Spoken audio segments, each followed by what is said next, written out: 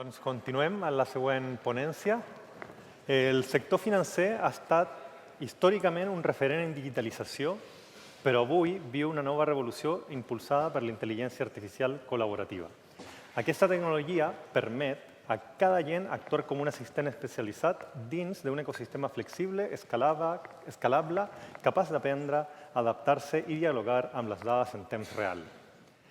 Gràcies a la combinació de model de llenguatges, aprenentatge automàtic i gestió documental, la banca està entrant en una etapa on la innovació no només optimitza processos, sinó que transforma la relació amb el client i la presa de decisions.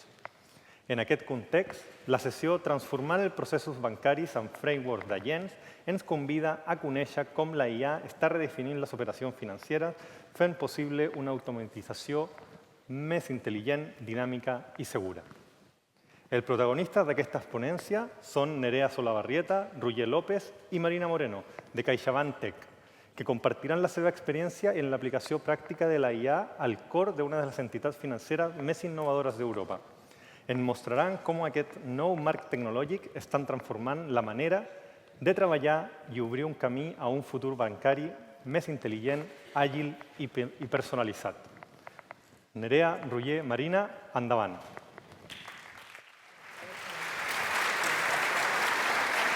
¿No? Buenos días a todos. Antes de empezar, nos gustaría agradecer a la organización por dejar hacernos esta charla. Esperamos que os guste y, sobre todo, que aprendáis y que nos preguntéis lo que haga falta luego en el café. Eso sí, es importante. Nosotros venimos de CaixaBank Tech, del departamento de IA Platform, que concretamente lo que hacemos es solamente trabajar con proyectos de IA. Es la empresa 100% tecnológica del grupo CaixaBank. Y básicamente lo que vamos a explicaros hoy es cómo estamos integrando el framework de agentes dentro de los proyectos actuales que estamos trabajando. Durante la charla lo que vamos a abordar va a ser, primero, la IA en el grupo CaixaBank, cómo hemos llegado donde estamos, cómo estamos haciendo para que la empresa entienda cómo adoptar la IA generativa y la plataforma cognitiva. Más adelante os explicaré exactamente qué es lo que es. Después iremos al core de la presentación, en el que básicamente explicaremos diferencia entre LLMs y agentes y un caso productivizado que tenemos actualmente en el que realmente se usa agentes en producción. Y finalmente acabaremos con dónde vamos a parar, qué hemos aprendido y cuáles son nuestros siguientes pasos. Desde el departamento de IA, nuestra misión, nuestro objetivo siempre es el mismo: intentar impulsar la adopción de esta tecnología. Empezamos con Machine Learning y ahora mismo estamos con agentes de IA. ¿Cómo lo hacemos? Pues muy fácil. Colaboramos en la definición de estrategias y promovemos la adopción. ¿Para qué? Para democratizar la IA. Exploramos nuevas tecnologías. Estamos en constante aprendizaje porque queremos ser un referente impulsor dentro de la organización. Queremos que la gente use lo que nosotros estamos trabajando. ¿Qué más hacemos? Difundimos conocimiento. Hoy estamos aquí, delante de todo el mundo, explicando lo que hacemos, pero además también lo hacemos de forma interna. Llevamos 2 días dentro de la empresa haciendo charlas de IA, en el que toda la empresa está viniendo a ver nuestras presentaciones para explicarles exactamente qué es lo que estamos haciendo. Es decir, que nos encanta explicar cosas. Y finalmente, ¿qué es lo que hacemos? Que es lo más importante. Creamos y entregamos aplicaciones de valor para negocio, estables y robustas, basadas en IA. ¿Eso qué significa? Cualquier tipo de IA, Machine Learning, IA generativa o agentes de IA. Buscamos la mejor solución para el problema que tenemos delante. Vale, os explicaremos más o menos el roadmap, cómo hemos llegado hasta aquí. No os confundáis, aunque parezca aquí 2013 como primer hito, nosotros llevamos más tiempo trabajando con IA. Pero en 2013 fue como nuestro primer hito. ¿Por qué? Porque tuvimos la creación de nuestro Data Lake. Lo conocemos como Data Pool, pero bueno, más o menos todo el mundo sabe de qué estoy hablando, es una información. 2017, ¿qué hicimos? Empezamos con el lanzamiento de los asistentes virtuales. ¿Por qué es tan importante para nosotros? En nuestro departamento, los asistentes virtuales han sido como el inicio de todo esto. Entonces, básicamente fue como el inicio de nuestro departamento. 2020 empezamos con el plan estratégico del dato y empezamos con la plataforma de asistentes cognitivos. Eso fue el predecesor de lo que ahora mismo conoceremos como la plataforma cognitiva. Luego seguimos con la selección de Google como proveedor de analítica avanzada e IA, súper importante para nosotros poder seguir avanzando. En 2023 fue un año extremadamente importante. ¿Por qué? Porque arrancamos el programa Genial. ¿Qué significa el programa Genial? Fueron 5 casos de uso en el que básicamente la empresa quería saber si nosotros podíamos integrar la IA dentro del grupo CaixaBank. Lo más importante de todo esto, ¿qué fue? Que lo conseguimos porque en 2024 generamos el programa Galaxia, que básicamente es una visión muchísimo más global que Genial, pero integrando los proyectos de Genial. ¿Qué diferencia principal hay, además de que es muchísimo más global? Que en Galaxia ya empezamos a integrar agentes de IA. Ahora mismo tenemos 2 proyectos en producción, uno para clientes y otro para gestión interna, que trabajan con agentes, ¿vale? O sea que para nosotros esto es una realidad ahora mismo. ¿Y dónde nos encontramos ahora mismo? Pues ahora estamos en plena construcción de la plataforma cognitiva, ¿vale? Para poder productivizar agentes de una forma muchísimo más eficiente, y estamos en evolución con las capacidades de DataNow. ¿Sí? Vale, ¿y qué es la plataforma cognitiva? Básicamente, la plataforma cognitiva es un ecosistema de 5 pilares extremadamente importantes. Todos son iguales de importantes. Es donde nosotros vamos a basar todas las soluciones de IA para que sean lo más transversales posibles. Empezaremos con el ciclo de vida. Básicamente queremos soluciones estandarizadas para que cualquier caso de uso se pueda adherir a esta tecnología, a esta plataforma. Seguiremos con gobierno. ¿Qué necesitamos con gobierno? Necesitamos que estratégicamente estemos alineados para nosotros poder trabajar de una forma más eficiente. Así nosotros no perdemos tiempo, no invertimos tiempo en cosas que ya deben de estar definidas. Tema súper importante, que no es casualidad que esté en medio, seguridad y responsible AI. Supongo que aquí todo el mundo trabaja con esto y si no, pronto lo trabajaréis.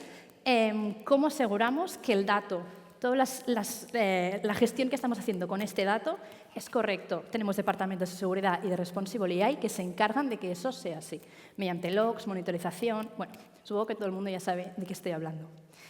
Tema de infra. Es muy importante asegurar escalabilidad y resiliencia de la aplicación y del sistema para que cualquier tipo de aplicación y proceso se pueda adherir a ella. Y finalmente, la parte que más nos gusta a nosotros, la parte de IA. Aquí veis que tenemos Machine Learning y agentes de IA, en el que básicamente queremos hablar de IA generativa. Aquí lo que queremos es que cualquier tipo de IA se pueda incluir en esta plataforma y pueda ser productivizable lo más rápido posible. Vale, entonces, tenemos que saber exactamente la diferencia entre un LLM y un agente de IA. ¿Qué diferencia básica hay? Un LLM recibe un input, el modelo de lenguaje resume, genera imágenes, responde preguntas, generando un output del que nos podemos imaginar tipo ChatGPT. Tengo un input, el modelo de lenguaje hace sus historias, su magia por detrás y luego saca un output. ¿Qué diferencia hay con el agente de IA? El agente percibe el contexto, mira qué opciones, qué tareas, o sea, qué herramientas tiene para poder solucionarlo. Cuando sabe qué herramienta es la buena, la ejecuta y luego estudia si el resultado que ha obtenido es el que esperaba o no. Lo más importante de todo es que el agente es autónomo. Él mismo esas 4 tareas las hace. En cambio, el LLM no. Todo esto suena súper bien, pero nosotros tenemos que ir a negocio a darle soluciones con agentes, con IA generativa y con Machine Learning que sean robustas, escalables y que tengan un contexto, que se adapten a lo que ellos necesitan. Entonces, ¿qué retos tenemos nosotros? Porque tenemos un montón de retos para poder adoptar este tipo de tecnología. Básicamente, hay un montón de evolución. Cada día salen nuevos modelos, cada día hay nuevas tecnologías. Tenemos que siempre estar a la última. El diseño no está estandarizado. ¿Por qué? Porque al ser tan extremadamente nuevo, no hay manera de decir la manera A es la correcta. Siempre estamos en constante evolución para ver qué manera es la mejor, buscando las mejores eficiencias. Luego, conocimiento escaso. ¿Qué significa eso? Pues que al ser tan nuevo, nosotros cada día estamos aprendiendo cosas nuevas. Miramos charlas por aquí, leemos papers por allá, para entender exactamente si estamos aplicando bien la tecnología o no. Y finalmente, el punto más interesante de todo, supongo, la incertidumbre regulatoria. Legalmente vamos muy de la mano con el departamento para que realmente podamos productivizar. Nuestro objetivo al final es productivizar este tipo de proyectos para que realmente funcionen. En resumen, ¿qué es lo que hemos hecho? Una plataforma que tenga acceso a datos informacionales y operacionales, porque si no la gente no puede trabajar. Tenemos además una plataforma que es adaptable y flexible para que se pueda adaptar a futuros cambios, que ya hemos dicho que es un constante. Y además, en nuestro caso, hemos optado por una arquitectura asíncrona para que los agentes puedan trabajar sin ningún tipo de problema. Vale. Gracias, Marina. Pues nada, ahora vamos a seguir y vamos a contaros bien cuál es la arquitectura de agentes en la que estamos trabajando. Nuestra arquitectura de agentes se compone en 7 bloques fundamentales que los llamamos building blocks. Y cada uno de ellos tiene un rol y una importancia bastante relevante. Entonces, vamos a empezar con el framework. Realmente el framework al final actúa como el esqueleto que nos va a permitir y nos va a indicar cómo crear, configurar y orquestar los diferentes agentes que tenemos. Realmente un framework sólido lo que nos va a proporcionar es interoperabilidad y también escalabilidad. En segundo lugar, tal y como ya hemos dicho, realmente queremos que los agentes realicen tareas, pero que estas tareas sean coherentes y para ello necesitan información contextual. Entonces, vamos a contar con una memoria a corto plazo que nos va a proporcionar un almacenamiento ligero y de baja latencia para poder acceder a todas las interacciones más recientes que se han realizado y así poder realizar todas estas tareas más coherentes, ¿vale? En el caso de que queramos un conocimiento un poco más persistente, vamos a tener una memoria a largo plazo, donde además de esas interacciones recientes podemos tener y podemos contar con preferencias, patrones, errores y así contar con una evolución y con una mejora continua y también poder desarrollar tareas mucho más complejas. Como decía Marina antes, al final los agentes utilizan herramientas. Entonces, otra base de nuestra arquitectura de agentes son estas herramientas, el acceso a diferentes bases de datos, APIs externas, funciones especializadas y siempre tenemos que contar con que todas estas interacciones sean lo más seguras posibles. En quinto lugar, al final nosotros queremos que los agentes se coordinen entre ellos. Entonces, para que podamos tener esto, necesitamos un sistema de mensajería síncrona para poder contar con toda esta coordinación y que no haya ningún tipo de interdependencia entre los agentes. En sexto lugar, al final no nos tenemos que olvidar que somos un banco, entonces tenemos que incorporar diferentes controles y medidas para que todos los componentes que estemos creando cuenten con las medidas y los controles necesarios. Aquí tenemos que controlar pues, cuáles son todas estas herramientas que utilizamos, cuál es la memoria, los agentes, los prompts, y así lo que vamos a conseguir es evitar pues, todo tipo de alucinaciones, también mitigar los sesgos y proteger la reputación, que es algo muy importante para nosotros. Y finalmente, ya mencionaba antes Marina, pero tenemos la IA responsable. Al final, para nosotros, la IA responsable es una oficina transversal que nos permite configurar y trabajar con la inteligencia artificial siguiendo los principios éticos y todas las pautas establecidas. Entonces, actualmente en CaixaBank Tech hemos estado trabajando principalmente con estos 5 frameworks, aunque sabemos que en el mercado actualmente hay muchas más, y tenemos desde Semantic Kernel, que nos proporciona una orquestación avanzada, hasta Agent Builder, que realmente nos permite crear y configurar agentes de una forma muy sencilla, sin necesidad de mucho conocimiento técnico. Entonces, ahora os vamos a contar un proyecto en el que hemos estado trabajando nosotros, un flujo donde hemos podido incorporar un sistema de agentes que realmente el objetivo de este proyecto era asistir en la investigación de ciertos datos para los analistas. Entonces, en este caso, este flujo se compone por varios subflujos. Nos vamos a fijar en el de la extracción de los datos. Esta extracción de los datos tiene como objetivo, aparte de extraer los datos, como bien indica el nombre, interpretar y analizar estos datos. Para ello, tenemos un primer bloque de clasificación de la intención, que esto lo hemos hecho a día de hoy como una capacidad de inteligencia artificial generativa, ya que no contábamos con datos etiquetados. En este caso, lo que vamos a hacer es extraer cuál es la intención de ese usuario que nos está realizando una pregunta. En este caso, si nos encontramos en la casuística de que esta consulta no está relacionada con el ámbito de nuestro proyecto, pues le devolveremos diciendo que no podemos actuar. Sin embargo, vamos a tener un flujo bastante grande e importante, que es la de la extracción de los datos, donde ahora pondremos más foco. Y luego tenemos otras muchas capacidades que ahora mismo no vamos a entrar en más detalle.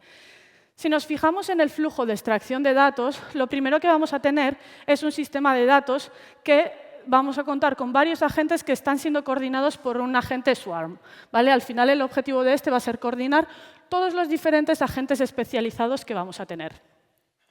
En nuestro caso, las consultas que podíamos recibir, además de ser ambiguas, podían tener diferentes orígenes de datos. Y es por esto por lo que generamos un sistema de agentes que pudiese procesar todas las consultas entrantes que teníamos.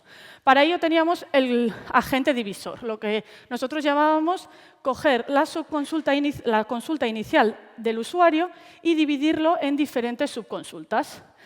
Esto lo hacía dependiendo de las indicaciones que nosotros le dábamos y el agente del revisor valoraba la calidad de esta lista de subconsultas que teníamos. Luego, el agente más importante para nosotros era el agente selector. Este lo que decide es cada una de esas subconsultas que han realizado los agentes anteriores, realmente si vamos a ir a base de datos a buscar la información o a una documentación mediante el RAG. Y luego tenemos el agente especializado en interpretarlo, que nos devolverá la información en texto plano, en gráfico o en tabla. Entonces, vamos a entrar en cada una de estas herramientas principales que tenemos, en NLP2SQL y en el RAG.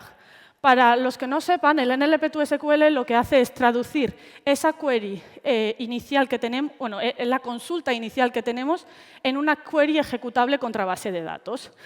Para ello, al final, nosotros contábamos con ciertos retos. Teníamos la opción de que teníamos consultas que eran desestructuradas, ambiguas, y por eso introdujimos esos agentes que veíamos para procesar las consultas iniciales.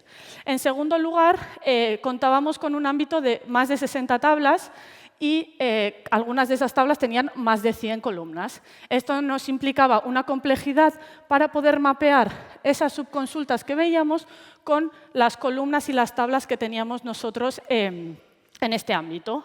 También teníamos que ser capaces de generalizar y utilizar todo este esquema de datos que decíamos de 60 tablas. Al final lo que nos estaba dando es una redundancia muy significativa. Y otro de los retos principales era que si queríamos mejorar nuestro performance, lo que teníamos que hacer es aumentar el número de llamadas, lo que a su vez implicaba más coste y más latencia. Entonces, nosotros nos pusimos a investigar y estuvimos mirando cuál era el state of the art de NLP2SQL, ¿vale? Y se planteaban principalmente 6 módulos que se podían incluir o no en los flujos que teníamos. En primer lugar, teníamos el self-consistency, o también el cross-consistency. Aquí lo que buscábamos era realizar varias llamadas a LLMs de forma paralela. Podían ser o un mismo LLM a diferentes temperaturas o a varios LLMs a una baja temperatura. Y poder seleccionar de todos estos resultados que teníamos la query más consistente.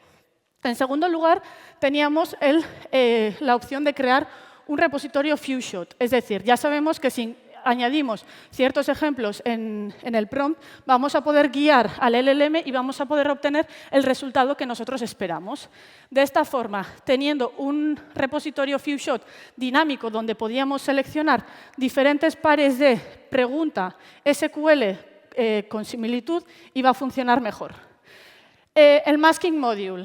Esto lo que nos permite era, mediante una técnica de question semantization, extraer cuáles son las entidades propias de nuestro ámbito y directamente quedarnos solo con el esqueleto o la intención de la pregunta.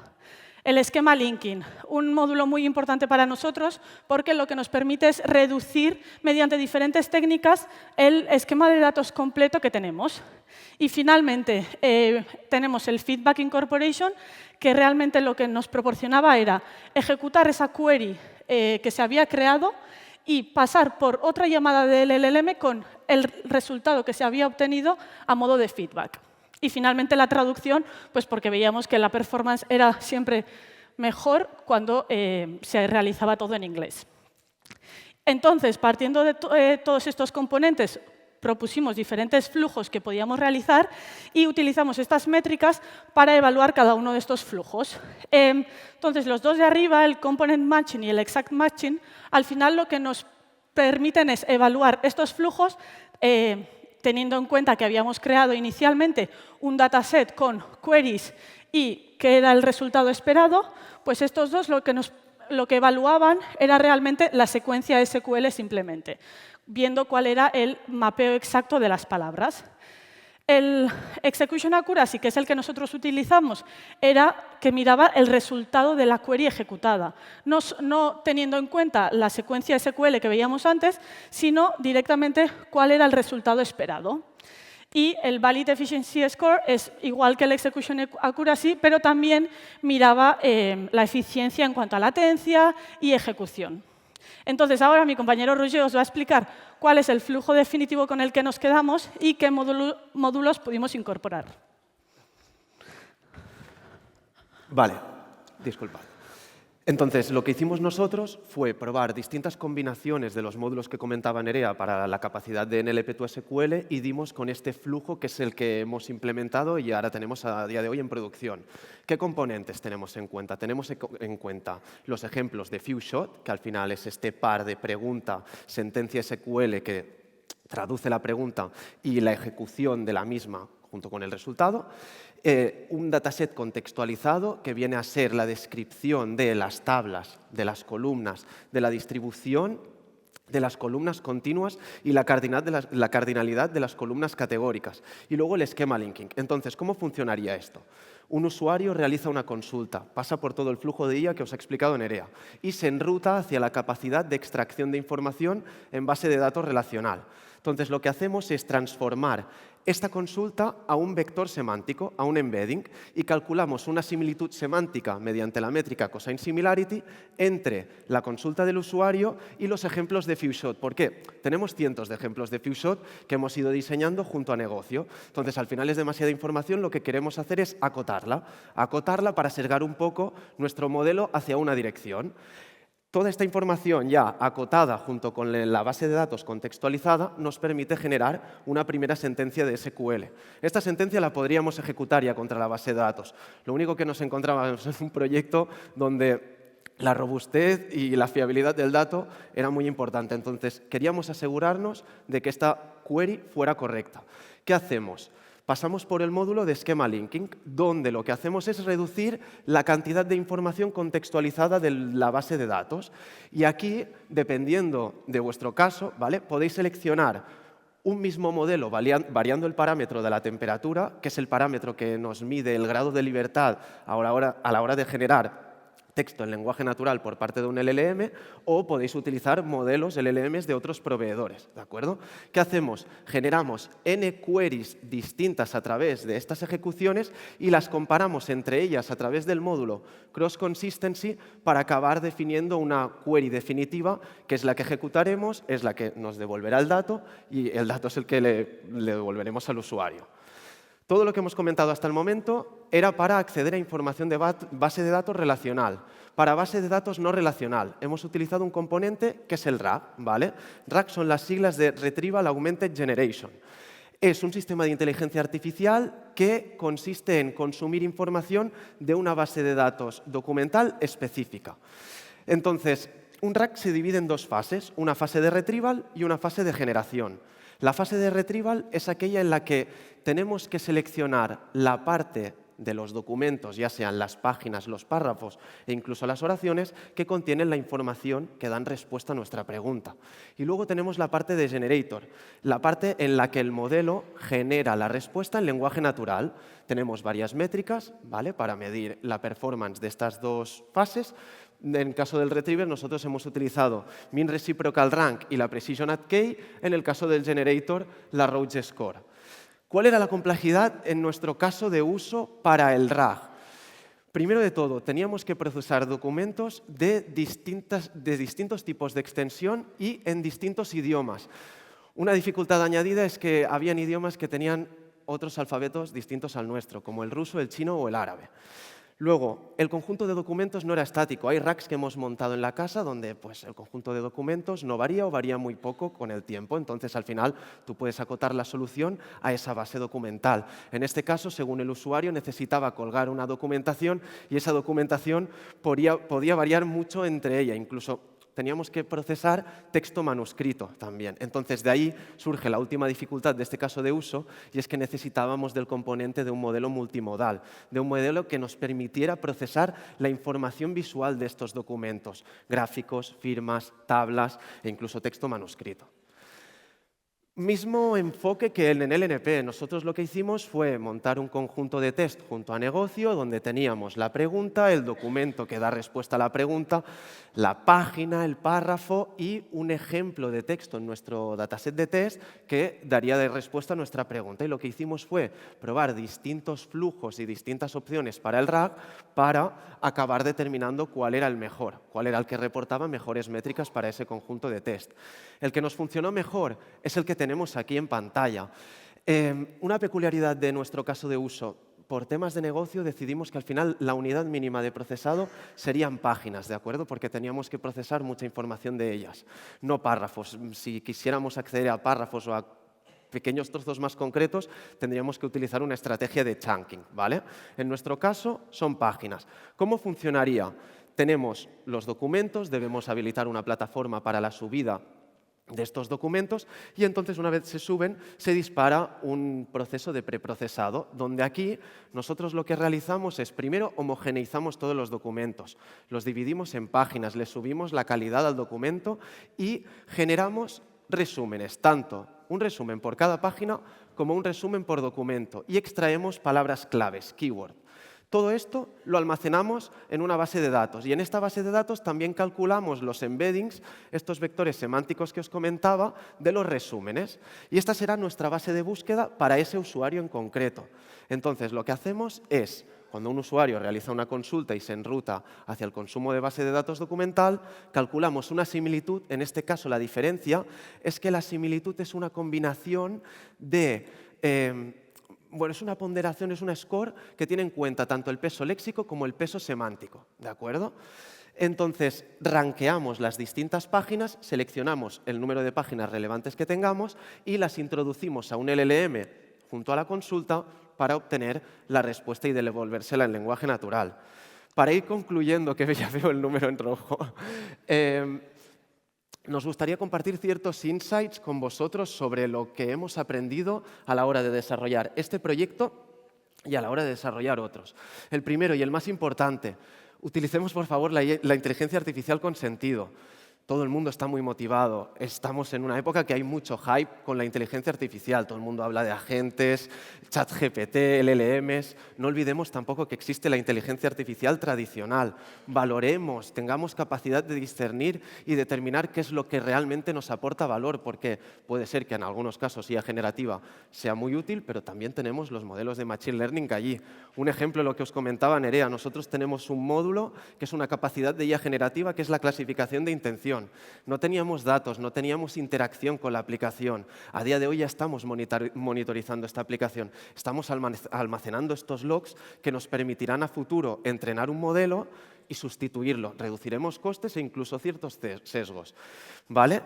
Cositas puntuales, hagamos nuestros desarrollos transversales, modulares, escalables y, sobre todo, prioricemos la accesibilidad y la calidad del dato, sobre todo la recopilación de los datos, el preprocesado de ellos, súper importante, es donde dedicamos la mayor parte del tiempo. No tengamos prisa y no presionemos al data scientist, porque allí es donde recae toda la responsabilidad del proyecto, ¿de acuerdo? Y, por supuesto, pues estar al día, tener una plataforma que esté adaptada a la evolución constante y mantenerla, ¿vale? Porque estamos en una época donde cada semana parece que hay un nuevo modelo, cada semana hay un nuevo desarrollo que pues, mejora el hardware, mejora el software y comprime el precio por token. Estemos atentos y adaptemos nuestras soluciones para que puedan seguir funcionando. Esperamos que os haya parecido interesante. Muchas gracias por vuestra atención.